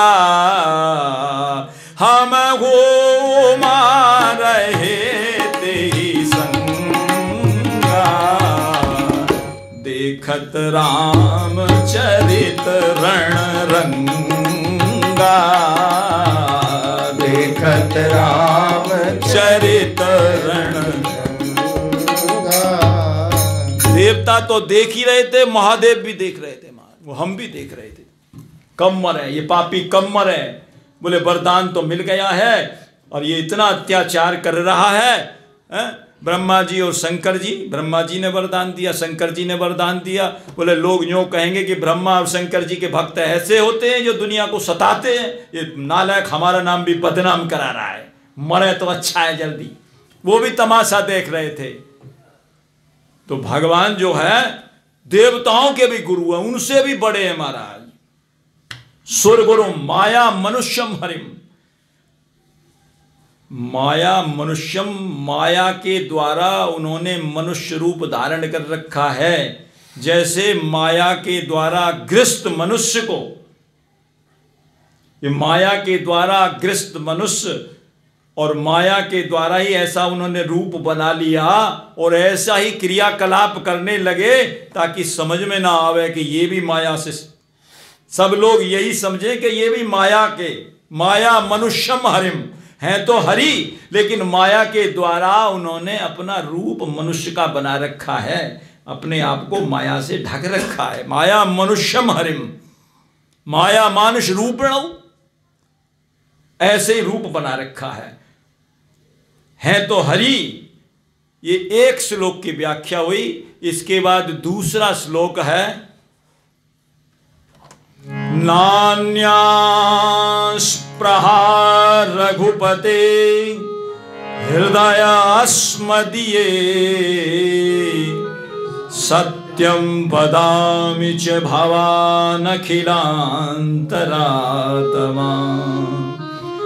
भक्तिं प्रयक्ष रघुपुंगवनिर्भरां मे कामादिदोषरहितं कुरु मानसञ्च। अब गोस्वामी तुलसीदास जी प्रभु के सन्मुख होकर के कह रहे हैं क्या? नान्या स्पृहा रघुपते हृदय अस्मदीये, मेरे हृदय में कोई कामना नहीं है। जैसे गंगा जी के किनारे बैठा हुआ व्यक्ति कोई मैला कुचैला पल्ला बिछा करके और वो भी यही कहता रहता है क्या? राम राम जय राजा राम, राम राम जय राजा राम, दे दे राम दिला दे राम, दे दे राम। वो भी यही काम कर, वो किस लिए? तो कुछ मुझे कोई दे जाए, कोई मेरे पल्ले पर कुछ डाल जाए। किसी ने 2 रुपए दे दिए, किसी ने 10 रुपए दे दिए, बोले इसीलिए कर रहा है वो राम राम के दे दे राम दिला दे राम। एक संत कह रहे थे ये जो गंगा के किनारे बैठा हुआ बेचारा जो भिखमंगा है वो तो बहुत छोटा है, 2-4-10 रुपए के ऊपर मान जाता है, लेकिन ये कोठी और बंगला के अंदर रहने वाले वो तो लाख है तो करोड़ मांगते हैं, करोड़ होते हैं और महाराज अरब मांगने की कोशिश करते हैं, वो तो और ज्यादा बड़े भिखमंगे हैं। कोई अनुष्ठान करा रहा है, कोई पुरुष चरण करा रहा है, कोई हरिनाम संकीर्तन करा रहा है, किस लिए? लाख हैं तो करोड़ हो जाएंगे। मेरा राजनीति में नाम आ जाए, मुझे ये मिल जाए, मुझे वो मिल जाए, इसलिए गोस्वामी जी से पूछा, बोले ये तो उससे भी बड़े वो हैं। वो तो बेचारा उसकी पल्ले पर कोई 2 चुटकी आटा भी डाल देता है, वो कहता है बाबूजी धन्यवाद आपका, बहुत बहुत भगवान आपको खुशी रखे, धन्यवाद देता है। बोले ये तो और भी बड़े भिखमंगे हैं। इसके ऊपर गोस्वामी जी ने एक बड़ा भारी व्यंग किया है, बहुत भारी व्यंग है।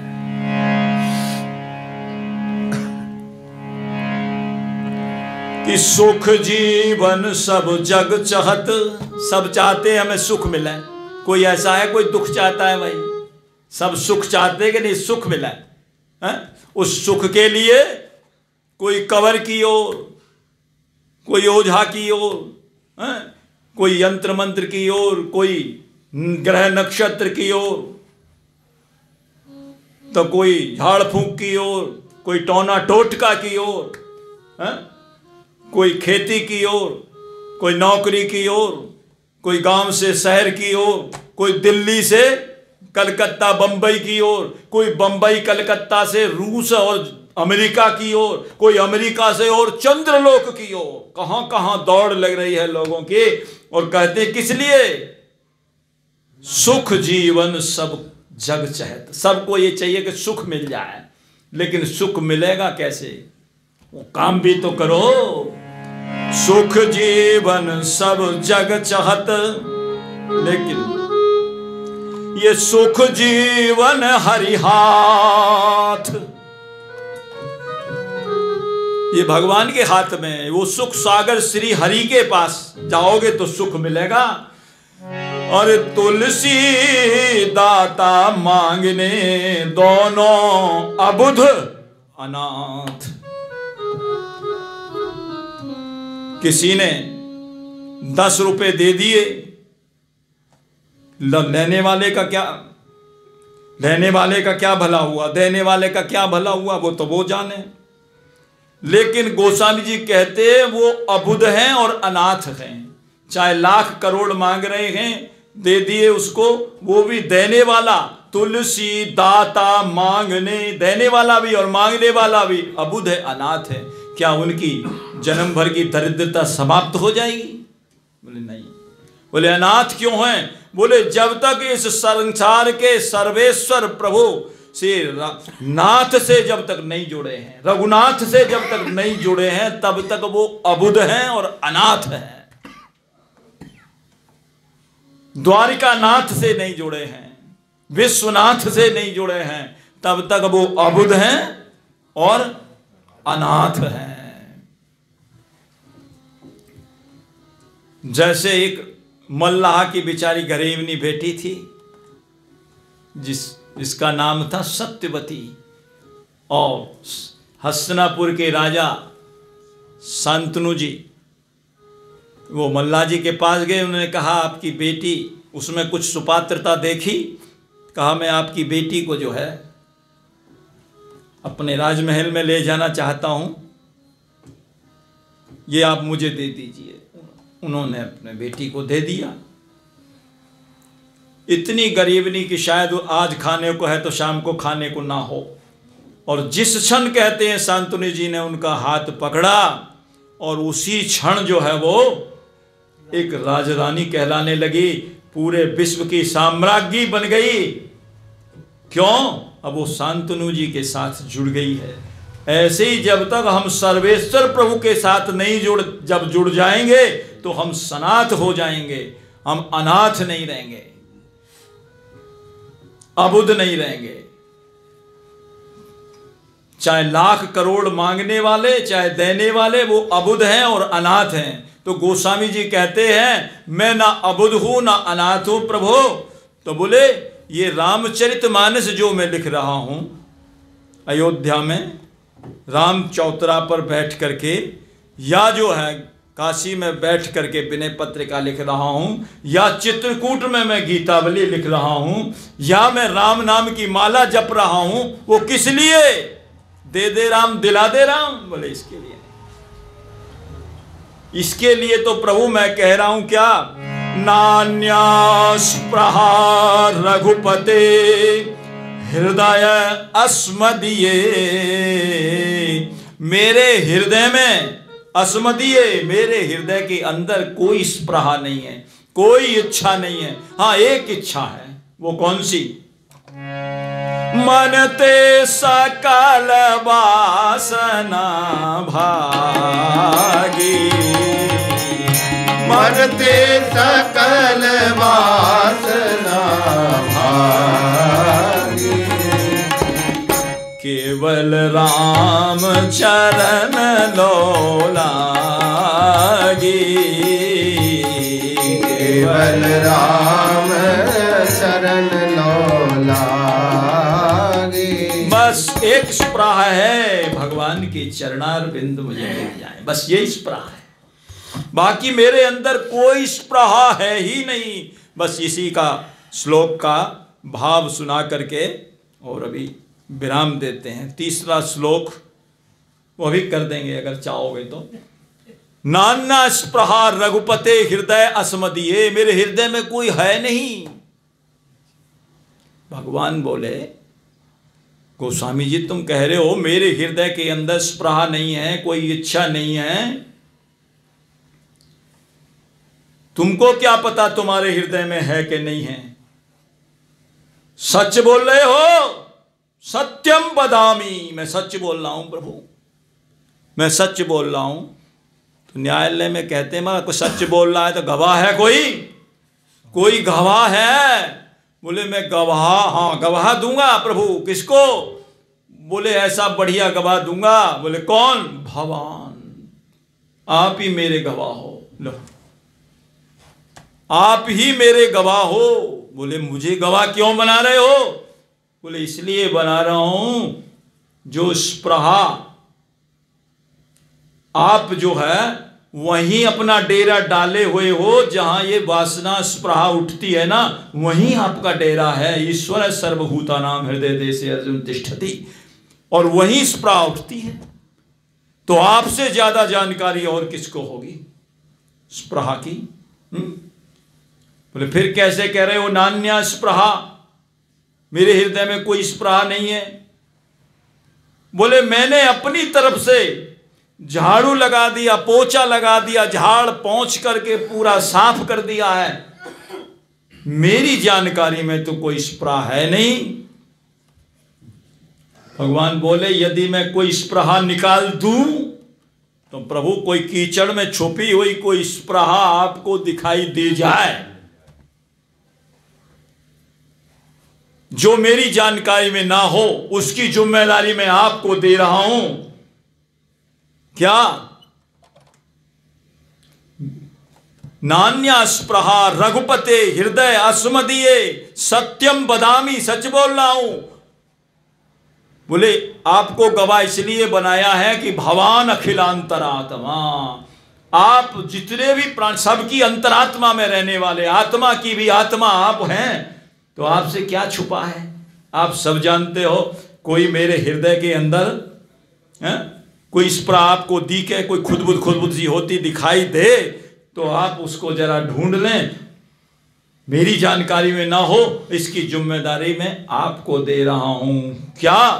कि कामादि दोष रहितम कुरुमान संचय।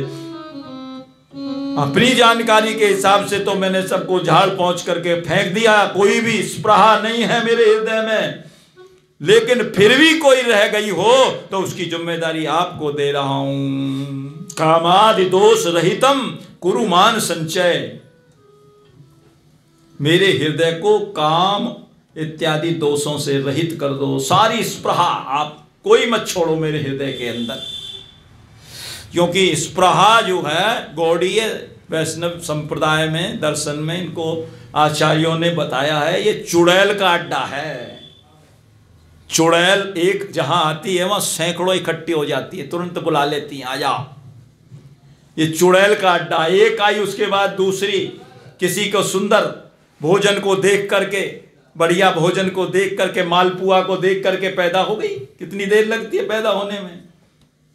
किसी के बढ़िया कपड़े को देख करके पैदा हो गई। गोस्वामी जी कहते हैं अपनी जानकारी के अनुसार से मैंने तो सावधान कर दिया है मन को, खबरदार जो किसी के बढ़िया जर्मनी और अमेरिकी पोशाक और कपड़े और कोई कैसा भी पदार्थ विदेशी भोग कर रहा हो उसके प्रति तेरी आकर्षण हुआ तो खबरदार तू। मैंने तो अपनी जानकारी के सब साफ कर दिया, फिर भी कोई रह गई हो तो इसकी जिम्मेदारी आप पे सौंप रहा हूं। कामादि दोष रहितम कुरुमान संचय, मेरे हृदय को कामादिक दोषों से। यह है सुंदर कांड का पढ़ने का लाभ।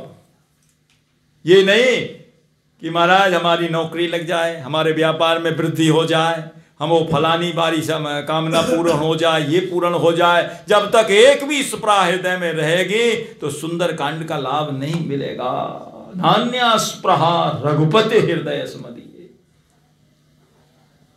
यही तो मांगते हो। क्या कहते हैं? हमारी नौकरी लग जाए, बेटा का विवाह हो जाए, बेटी का विवाह हो जाए, ये हो जाए, वो हो जाए।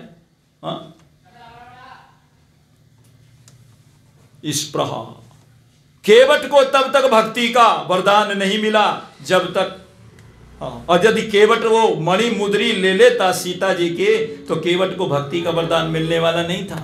उन्होंने कह दिया कुछ मुझे चाहिए ही नहीं बहू, तो केवट की तरह बनो, प्रहलाद जी की तरह बनो, जिन्होंने कह दिया महाराज मुझको इच्छा आज तक तो है ही नहीं और आगे भी मांगने की कोई इच्छा ना हो प्रभु, ये वरदान दे दो।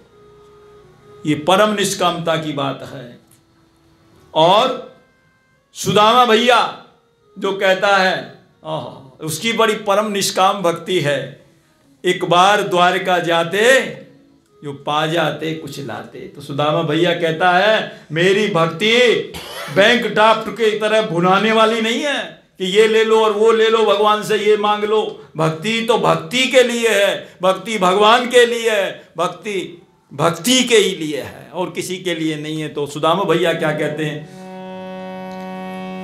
ये भक्ति भाव के नाते यूं नहीं भुनाए जाते, ये भक्ति भाव के नाते यूं नहीं भुनाए जाते। बैंक ड्राफ्ट की तरह नहीं है कि मैं मांग लूं, आज मैंने भजन इतना कर दिया तो मुझे ये दे दो, आज भक्ति कर रहा हूं माना भगवान ये दे दो। बिल्कुल जो है निष्काम होकर के गोस्वामी जी कहते हैं बचन करम मन मोर गति भजन करई निष्काम, तिनके हृदय कमल महु करहूं सतत विश्राम। और तीसरा श्लोक जो है उसमें श्री हनुमान जी महाराज की वंदना की है। अतुलित बलधामम हे मुशैलावदेहम। बस इस श्लोक की व्याख्या करके थोड़ा अभी पूर्ति कर ही रहे हैं, हनुमान जी सामने विराजमान हैं। अतुलित बलधामम हे मुशैलावदेहम धनुज बल कृशानम ज्ञानिनाम अग्रगण्यम सकल गुण निधानम वानराणाम धीशम रघुपति प्रिय भक्तम वातुजातम नमामि। हनुमान जी कैसे अतुलित बलधामम, अतुलित बलधामम बोले बल को नापने के लिए कोई बैरोमीटर किलोमीटर हेक्टोमीटर कोई बनाए नहीं है बल को नाप सके, इसलिए अतुलित बलधामम, तुलता ही नहीं है उनका बल, किसी तरह भी तोला नहीं जा सकता। बोले कुछ तो बताया, बोले 60,000 मतवाले हाथियों के अंदर जितना बल है उतना समुद्र मंथन में से जो ऐरावत हाथी निकला है, ऐसे 60,000 हाथियों में मतवाले हाथियों में जितना बल है वो एक ऐरावत हाथी के अंदर है। और जितना 60,000 ऐरावत हाथी के अंदर बल है, 60,000 मल्टीप्लाई बाई 60,000, हिसाब लगा लो कैलकुलेटर पर, 60,000 मल्टीप्लाई बाई 60,000, इतना बल एक इंद्र के अंदर है, एक इंद्र में है। और जितना 60,000 इंद्र के अंदर बल है उतना हनुमान जी की कानी अंगुली की एक नोक के अंदर है।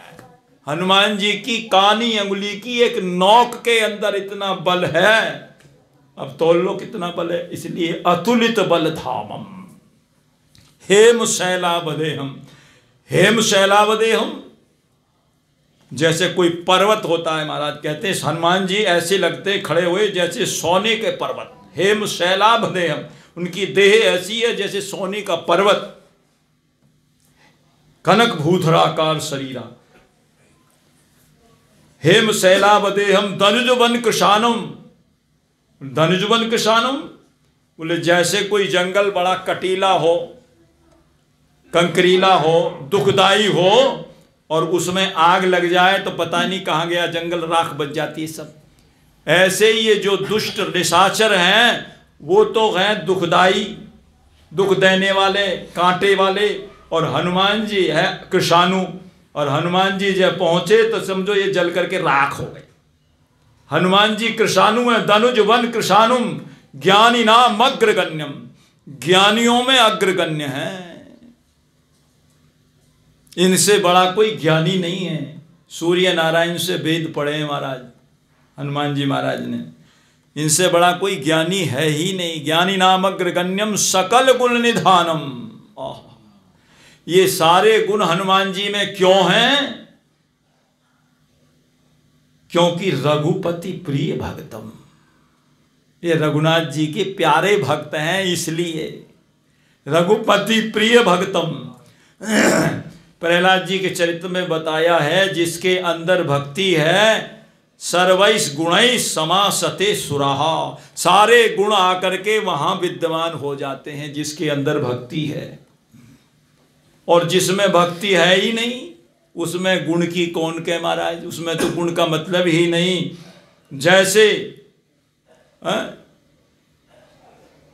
पावर हाउस से जब तक कनेक्शन जुड़ा हुआ है तब तक ये पंखा हवा दे रहे हैं, और जैसे ही डिस्कनेक्ट हो जाएंगे तो मजाल है इनकी एक तोले भी हवा दे दें या ये माइक आवाज दे दे। ये पावर हाउस कौन है? प्रभु श्री राम। जब तक उनसे जुड़े हुए हैं तभी तक ये है रघुपति प्रिय भक्तम वात जातम नमामि।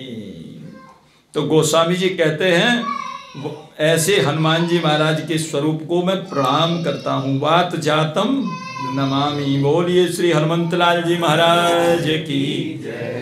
श्री रामचरितमानस की पूज्यपाद गोस्वामी श्री तुलसीदास जी महाराज की, श्री नाभा गोस्वामी जी महाराज की, श्री बाल कृष्ण लाल की, श्री गौरी शंकर भगवान की, सर्व संत वैष्णव भगवान की जय। संतन सन जस कस सुनो, तुम्हें ही सुनायो सो। तो ये जो है आपने आज सुंदर कांड के बारे में कुछ चर्चा, 3 श्लोकों की कुछ व्याख्या सुनी, और ये 3 श्लोक जो है इस रामचरितमानस के जो है बड़े प्रबुद्ध श्लोक हैं, प्रसिद्ध श्लोक हैं। और हनुमान जी की चर्चा नाभा गोस्वामी जी ने भी कही है, इसकी चर्चा कल करेंगे। कहाँ कहाँ नाभा गोस्वामी जी ने भक्तमाल के अंदर हनुमान जी का स्मरण किया है। बोलिए भक्त वत्सल भगवान की जय। और इसके बाद सुंदर कांड की जो सुंदरी वार्ता है उसकी चर्चा की जाएगी। सियावर रामचंद्र महाराज की जय। राम रसिया श्री हनुमंतलाल जी महाराज की जय। जय सीताराम सीताराम सीताराम जय सीताराम जय सीताराम सीताराम सीताराम जय सीताराम। जय राधे श्याम राधे श्याम राधे श्याम जय राधे श्याम राधे श्याम राधे श्याम जय राधे श्याम। सीताराम सीताराम सीताराम जय सीताराम सीताराम सीताराम सीताराम जय सीताराम। जय सीताराम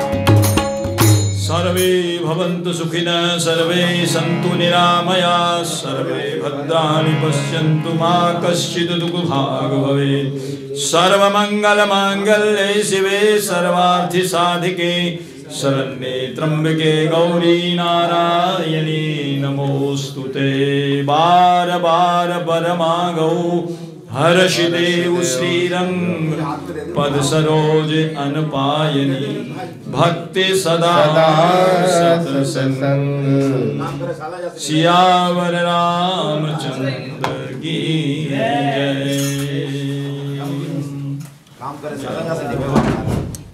8 से 10 का समय है। आज समय से आप सभी पधारने की कृपा करें। आज का नव संवत का पहला दिवस आपका सफल हो गया भगवान की कथा से जुड़ करके।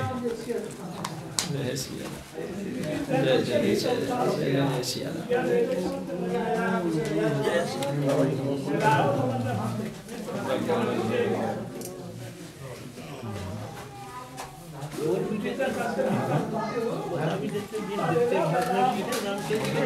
हाँ